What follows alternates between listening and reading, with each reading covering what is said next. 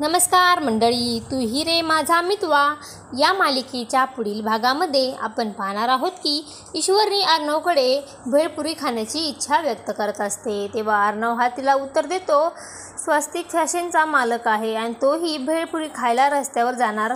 तेव्हा ईश्वरी बोलते, का नाही जाणार? बायकोला जर आवडत असेल तर बायकोची इच्छा पूर्ण करायला हवी। तेव्हा अर्णव बोलतो, मग ती इंदोरलाच करायची होती ना। सकाळी भेळपुरी, दुपारी जिलेबी आणि संध्याकाळी पाणीपुरी। तर ईश्वरी रागवते आणि बोलते, तुम्ही मला काही शिकवू नका, आम्ही इंदोरची आहोत।